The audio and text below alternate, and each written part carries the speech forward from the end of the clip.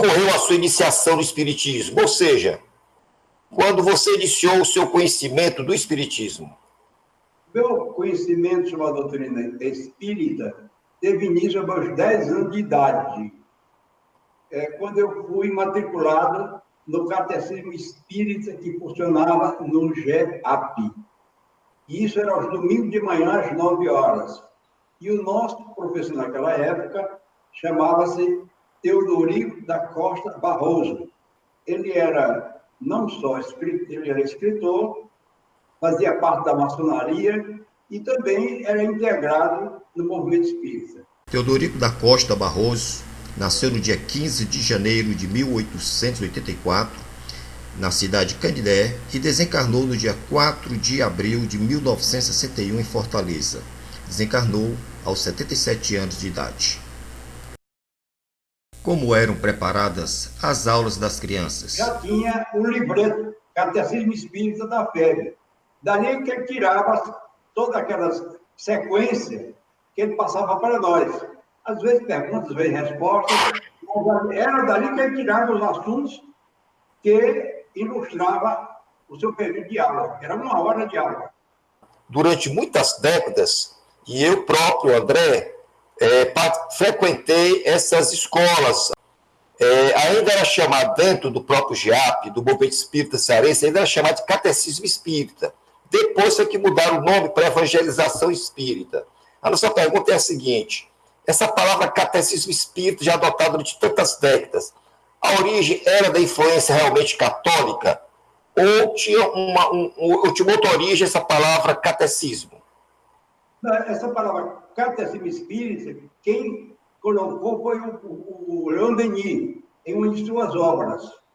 E daí foi que a FEB tirou, fez a tradução e imprimiu o livreto. Então, há uma relação dessa palavra Catecismo Espírita com uma obra de Leon Denis? É isso? Exatamente.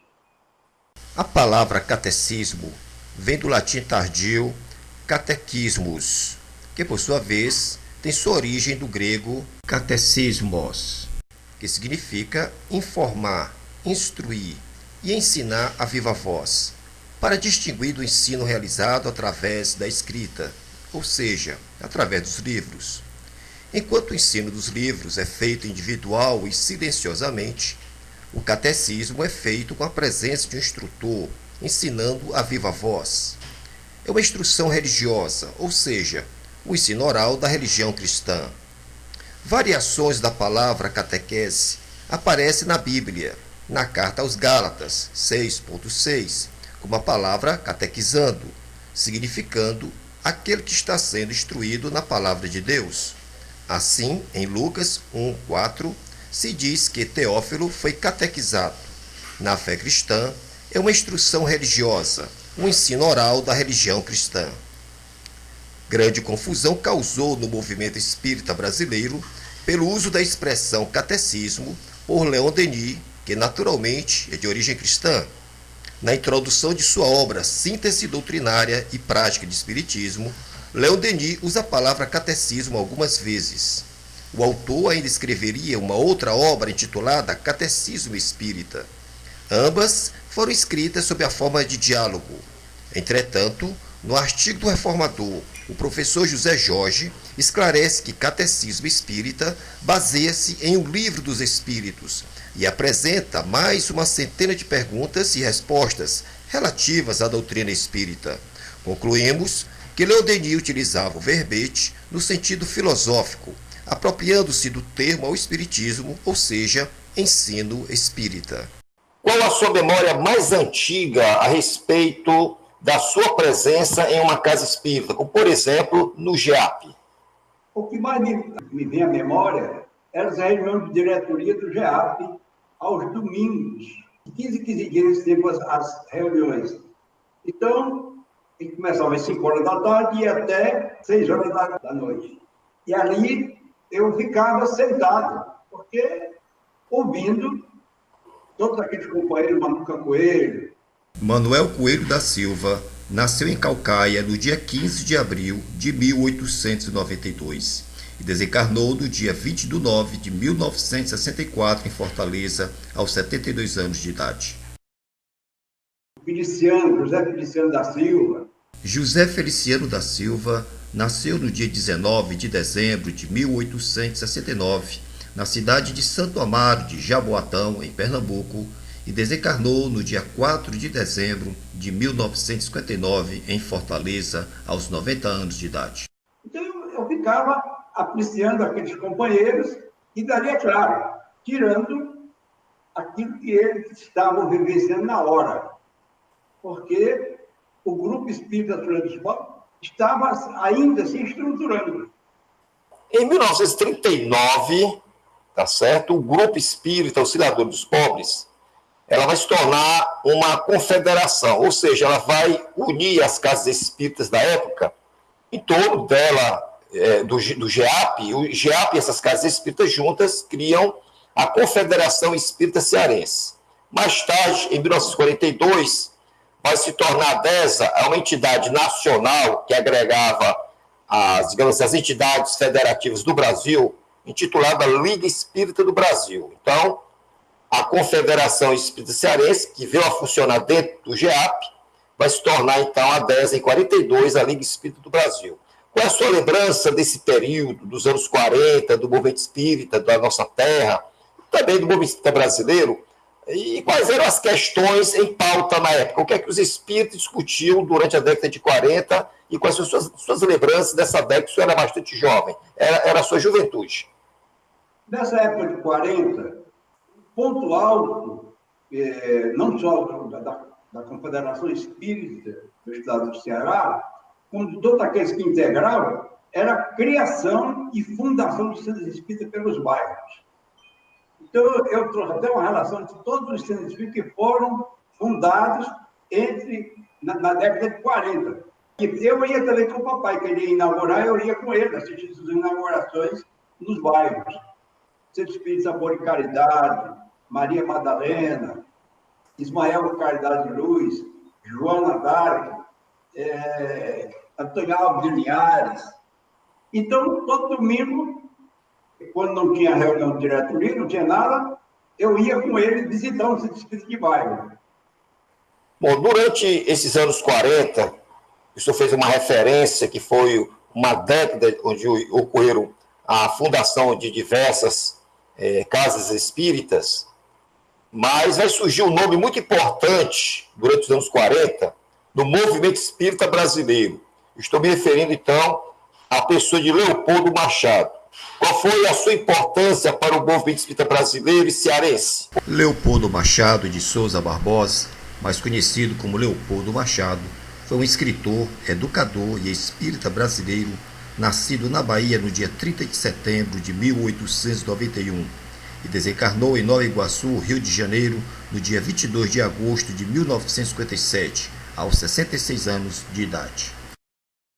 Bom, porque o professor Leopoldo Machado era dono de um colégio.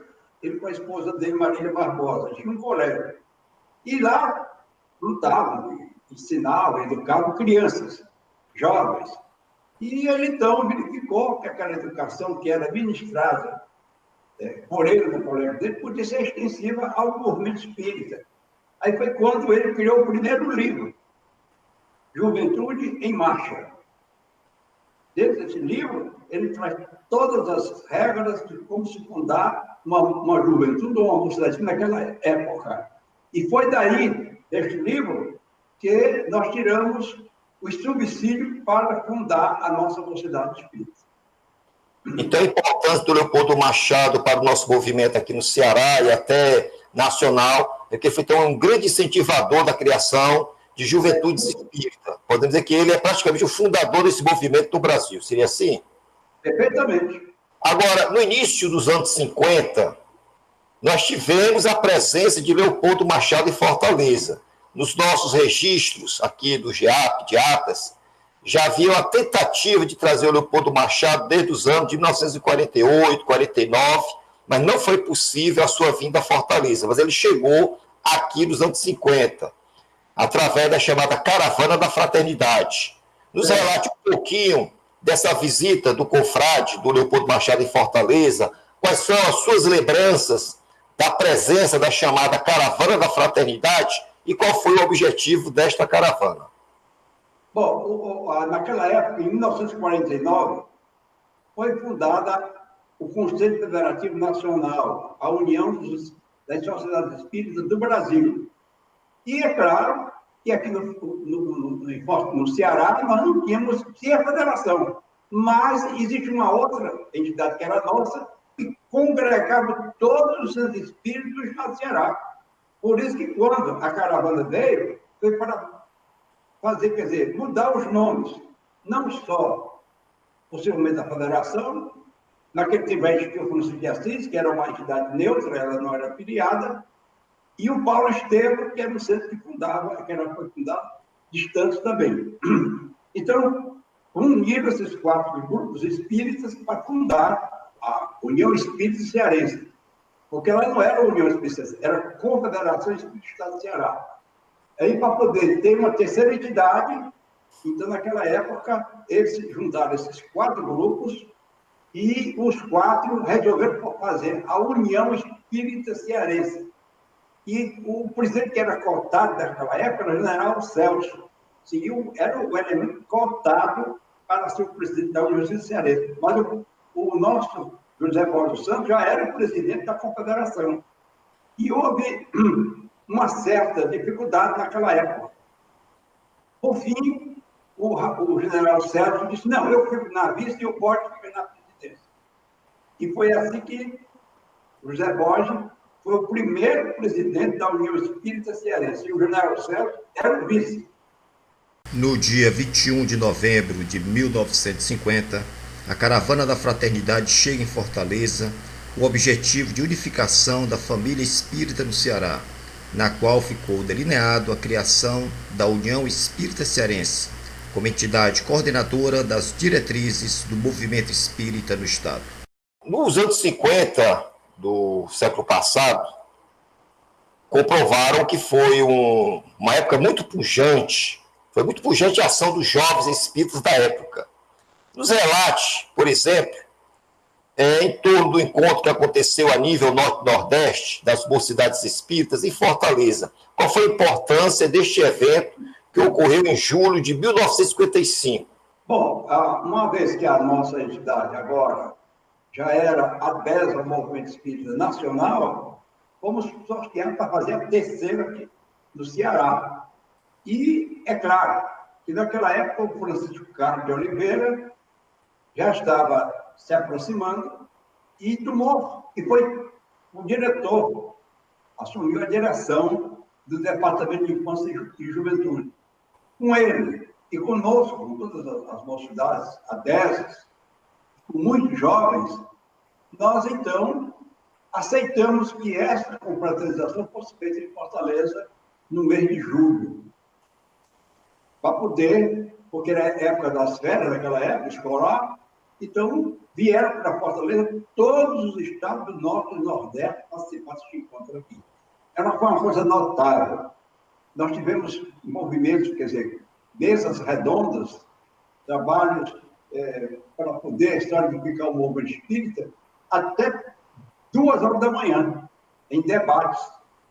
E então, nessa época, veio para esse encontro, que nós estamos comentando, todo o departamento da FEB. Vieram 6 elementos do departamento, desde o Aracati Teixeira Torres até os diretores do departamento de Imposto de Juventude, vieram todos para cá. A satisfação de hospedar no Celso Hotel. Nesse tempo, eles foram hospedados lá. E, resultado, como eram muitos estados, muitos comprados de Fortaleza também hospedaram.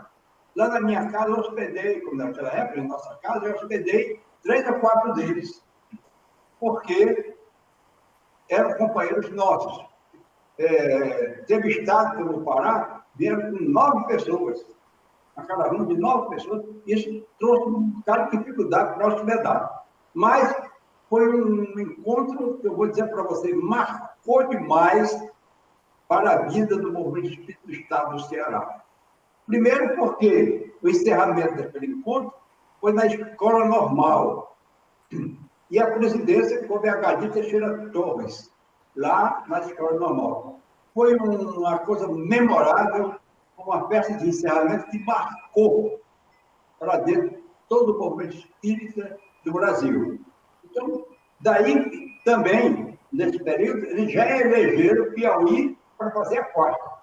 Entre os dias 21 a 24 de julho de 1955, ocorreu em Fortaleza a terceira confraternização de mocidades e juventudes espíritas do norte e nordeste do Brasil. Lideranças do movimento juvenil da Bahia ao Amazonas estiveram representados no evento. A Federação Espírita Brasileira, com sede no Rio de Janeiro, capital do Brasil à época, se fez representar por uma significativa comitiva, inclusive com seu diretor do Departamento de Infância e Juventude, Agadir Teixeira Torres. O encontro aconteceu na sede do GEAP, Grupo Espírita Auxiliadores dos Pobres, e encerramento na Escola Normal. Público presente ao encerramento na Escola Normal. Na mesa diretora observa-se a partir da esquerda Antônio Vigílio Sobrinho da Bahia, Eli da Rocha Nunes do Piauí, Coronel Monte Alverne, Fortaleza, Nerícia Tavares de Melo, Pernambuco, uma jovem não identificada, Miriam Peixoto, Fortaleza, José Borges dos Santos, presidente da União Espírita Cearense, General Celso de Freitas, comandante da 10ª Região Militar, Agadir Teixeira Torres, diretor do Departamento de Infância e Juventude da Federação Espírita Brasileira, Capitão Leite de Araújo Filho e Ismael Ramos das Neves, Minas Gerais. Não perca no próximo episódio. O médium e espiritualista italiano Pietro Ubaldi em Fortaleza. Orlando Borges, militar, tem um encontro com Castelo Branco e enfrenta um capelão do exército.